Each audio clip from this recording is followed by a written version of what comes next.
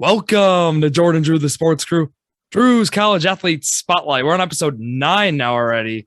It feels like just yesterday we started episode 1 with Johnny Tim, but here we are, episode 9, and we're in Division 3, and we're going to be talking some football here, and we have a man, who's played football a lot, and he's a very knowledgeable man in the field of football. We got Dustin Bergene on from Lakeland University. Dustin, how you doing today?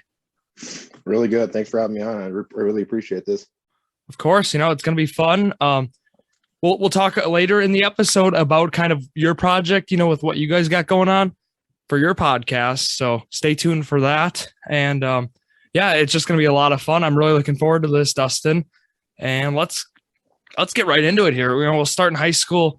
Dustin, you went to Valders High School, so that's where I went, my alma mater. We share it there. And just with that, when did you start playing football? Yeah, we did go to school together. It was great times back in that day. But I started playing football back in, technically 4th grade, if you count flag football. I don't know if you ever played that at all. That was a blast from the past. I don't know if anybody ever played flag football in like middle school or like elementary school, but that was fun. I remember back in the day, just thinking, you were like Calvin Johnson, just catching touchdowns in the end zone, just thinking whatever. And then, so tackle football, though, I started in 5th grade. And then you got to realize, I'm like, oh, man, I'm playing the offensive line for the rest of my life, not receiver anymore.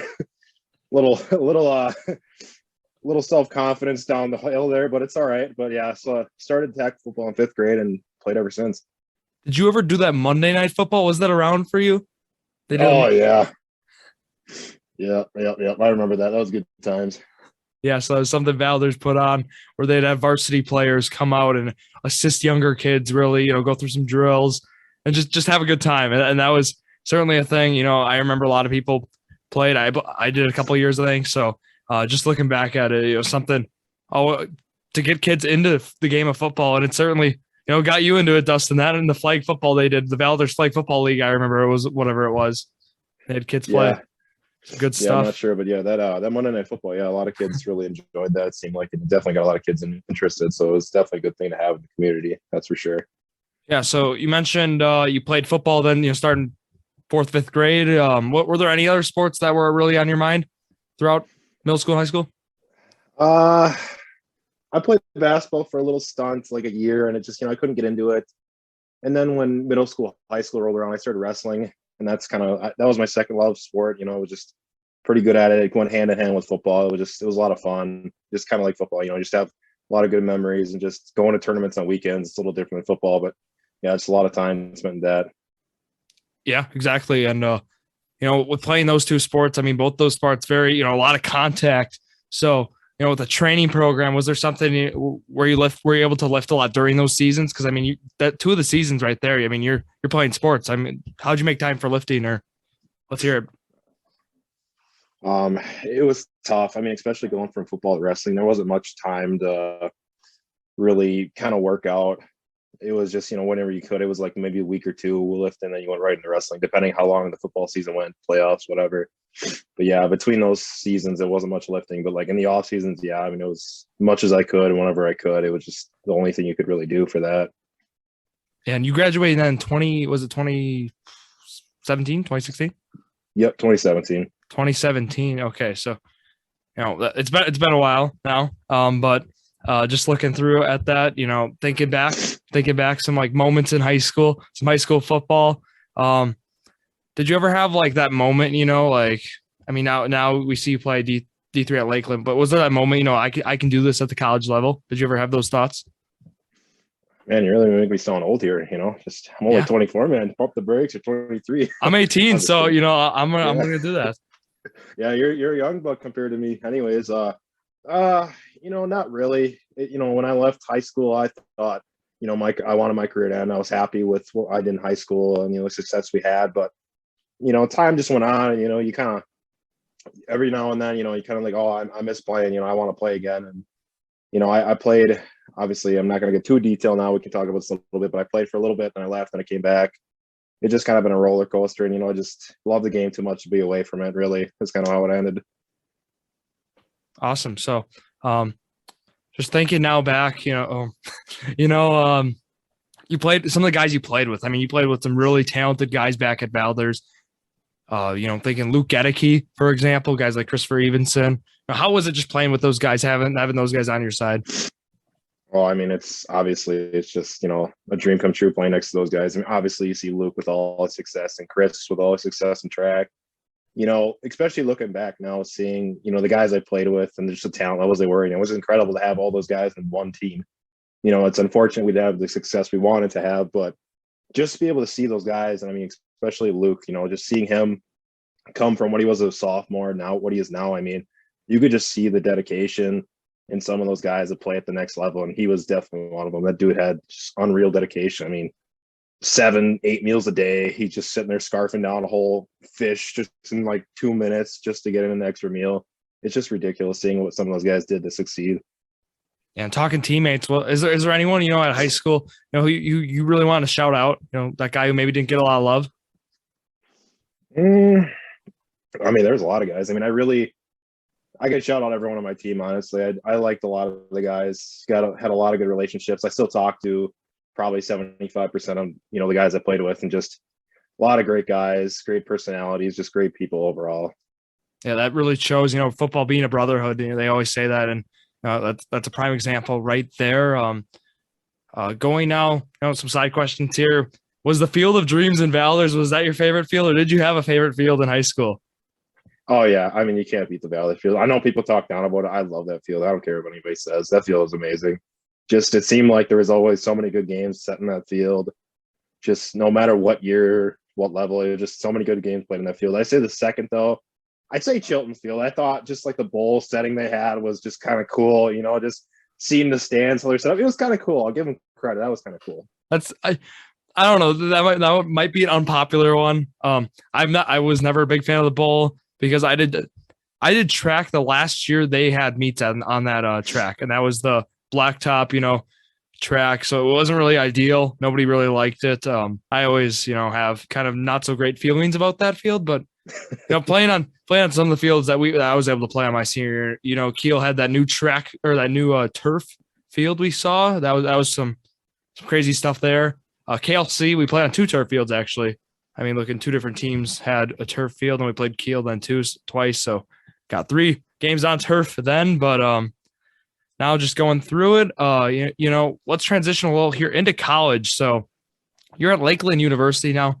You are a junior now, right?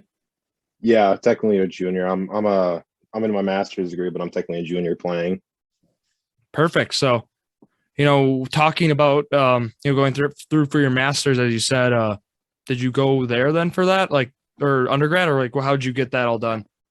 Yeah, so I originally started LTC. I did a year there, and then I transferred, did my whole undergrad at Lakeland, and then now I'm going to Lakeland again. Yeah, it was just, I really like it there. No complaints, just pretty easy going. Not much to say about it, just kind of like it there. Nice. And junior football season for you then, as you said, is complete. And Lakeland, the Muskies, they did phenomenal that year, including yourself. 8-2 overall, 6-2 in conference. This was certainly, a team. And you were telling me a story about you guys received a vote or something for Division III, right, for football? We received a vote for an honorable mention for top 25 team in the nation. I was even surprised myself because when the season ended, I didn't really look at it too much. I kind of, season was over my eye. I was footballed out for the time. I'm like, I need a little mental break from it. But then the last week I was looking at it. I'm like, I kind of want to see how the top 25 ended just to kind of look and see what they said. And then I was looking through the honorable mentions we got a vote. Yeah. So it's just kind of cool to see that we get some recognition for that. Certainly is, repping D3 football, repping the area too. You're still around this Eastern Wisconsin area, and, talking then position wise, you already mentioned, offensive line your whole life, and that you can't go wrong with the offensive line in the trenches, but where on the offensive line do you prefer? And where have you been playing, in high school, college? Where was your ideal spot? It's, again, that was a roller coaster with kind of picking positions, because then when I got into high school, I started at center and I thought I was going to play center, and then they moved me to tackle, and then my senior year they moved me to guard, and then when I got to college, my first stunt at college, I played for a little bit. I played D end actually, so I played defensive end for a little bit, and it was fine. But now when I came back, I thought I was going to play guard, and that was my intention. That's what their intention was. And all of a sudden, like a week before the season starts, they're like, oh, yeah, we want you to play tackle. I'm like, huh? I'm like, tackle? They're like, yeah, we want you to play tackle. I'm like, wow, that's going to be a transition. So, yeah, going from every transition to different positions, it was a roller coaster, but it was fun. So I pretty much played everywhere. And that's what the great offensive linemen do, being a utility guy, being able to play anywhere on that offensive line. And, were you able to, because they don't really give us like the stats and stuff. Were you able to then, were you starting then? Sure. So I started the whole like conference schedule. So I was supposed to start every game, but then like literally the day after our first scrimmage, we had a guy get COVID. So then I got quarantine traced, and I had to sit for 2 weeks. So I missed the first game. And then the second game, they didn't start me because it wasn't really fair to start me over the guy that was sitting there the whole time, which I understood. It sucked, but it was the way it was. And then first conference game rolled around, and I was starting again. Perfect. So yeah, we had a guy starting every game in this year for a team that got a vote in Division III. And I also want to point something out. You have you got a tackle this year. You want to talk about that? That might have been a fun job because I don't remember getting the tackle. I didn't know if there was an interception or something, where you got a tackle. So I had to ask. I had that, The only thing I could have think it is maybe there was a fumble. It was a really weird Eureka. It was like, yeah, it was at Eureka. We were our quarterback was just scrambling around trying to make something happen. He fumbled, and I was like, I don't know why, but at midfield it was like super slippery. So all of us were like slipping around, and we're trying to like get the ball, whatever. And maybe I touched the guy when he was down. Maybe that's what happened. They credited me with tackle. I'm not sure, honestly. A solo tackle, unassisted, for Dustin Bergene. One tackle on the year. That's the lone stat they give you because, offensive line stats. They got Pro Football Focus. That's, how they really great offensive linemen and really like the eye test, But looking through that. But going through the schedule, looking through the teams you guys played this year, Illinois College and Anderson University for the non-conference games. You guys handled them very nicely there, 28-18, and then 54-41. And then going into conference play, you guys play then in it's the WA? No, it's the NAC conference. NAC, there it is, the NACC. And that, that features a lot of the parochial or private universities around the Wisconsin, Illinois, that area. And, going into it then, September 18th, Wisconsin Lutheran College, no problem there, 56-7. And then St. Norbert, 40-8 we saw, and then just going through it, domination down the way. The two lone losses come to Benedictine University and also then Aurora University are the two losses. And, what opponent would you guys consider your rivalry in the NAC conference, the NAC? I would say Concordia, Wisconsin is probably like our rival. It all started way back in the day. Where it was like, it's called the Cheese Bowl trophy. So it's like a little trophy with like a cheese football on it. It's actually kind of cool. And like they keep track all around it, like kind of who wins every year. And it gets intense. And, we have chants. I'm not going to say it, what we actually say, but it's some chance of, a certain select word of CUC. So no, not CUC, CU Dub, excuse me. Sorry, CU Dub. I'm thinking Concordia, Chicago. But yes, blank word, CU Dub. So yeah, we don't like each other very much, and they don't like us very much. Yeah, you're talking about Bernie Vandenhoevel's school right now on the podcast. Yeah. So, if he's listening, just that's a good rivalry.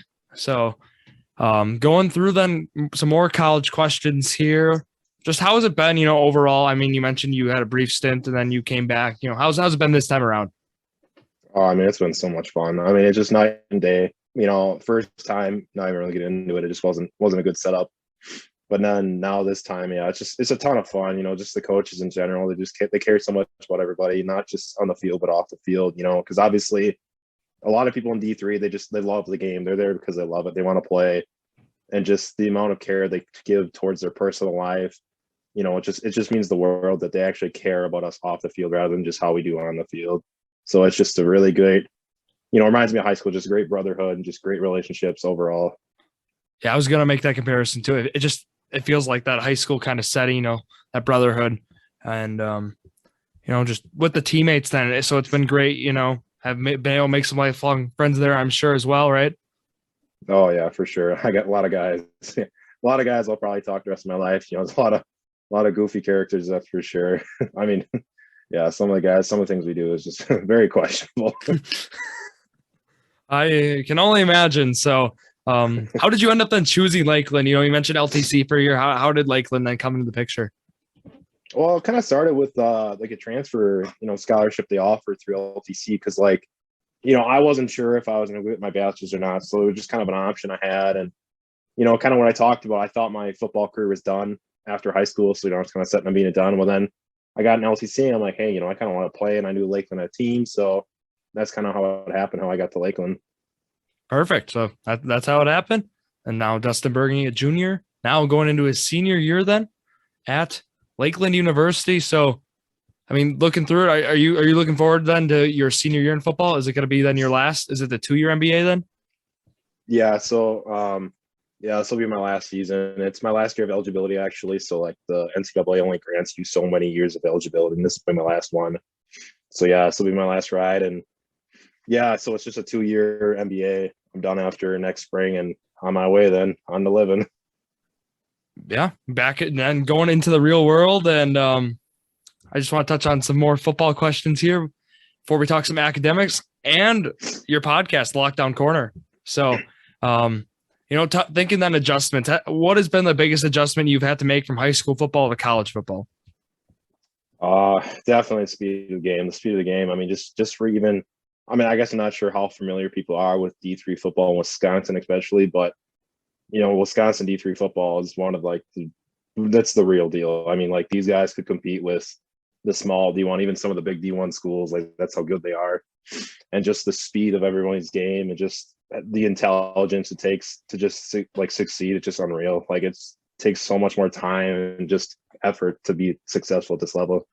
Yeah, you mentioned some top D3. I think of Whitewater. We saw them in the national championship for Division III. Even just it was last year even. So just thinking about that, you're spot on with that. D3 college football in Wisconsin is no joke. It really isn't. There's some top teams here, and certainly, yeah, some teams who could definitely compete with some of those D2 schools for sure.